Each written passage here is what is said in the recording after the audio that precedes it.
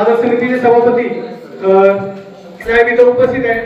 तर दरवर्षी बाजार समितीच्या माध्यमातून विविध कार्यकारी सोसायटीच्या माध्यमातून काही निधी जिल्हा परिषद शाळांना दिला जातो। तर मला सांगायला आनंद वाटतो की मागच्या वर्षी पण 50,000 रुपये आपल्या जिल्हा परिषद शाळेच्या सभापती साहेबांनी दिलेले आहेत आणि या वर्षी सुद्धा पुन्हा आपला प्रस्ताव आहे आणि साहेबांनी ते सुद्धा 50,000 रुपये आपल्या जिल्हा परिषद शाळेला मंजूर केलेले आहेत। त्यामुळे पुन्हा एकदा आपण टाळ्या वाजवूया।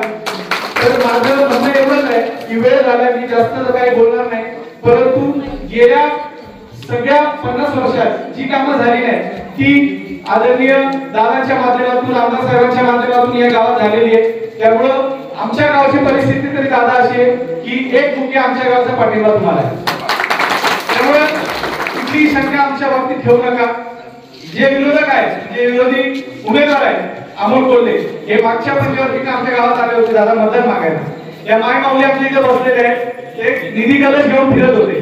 त्यावेळेस 10-20 रुपये माय माऊलींनी त्या निधी कलशात टाकले होते कोल्हेच्या, परंतु त्याच्यानंतर त्याची कुठली जाण न ठेवता ते उमेदवार आमच्या गावामध्ये साधा पाऊस सुद्धा 5 वर्षात ठेवलेले नाही आणि निधी तर आमची गोष्ट आहे, निधी तर 1 रुपयाचा सुद्धा नाही। त्यामुळं आता आम्ही सगळ्यांनी एक विचार केलेला आहे, गेल्या 5 वर्षात ते घडलं, परत आम्हाला ते पाहायचं नाही। त्यामुळे यंदा खासदार म्हणून शिवाजीदादांना निवडून द्यायचं हे आमच्या गावाने ठरवलेलं आहे।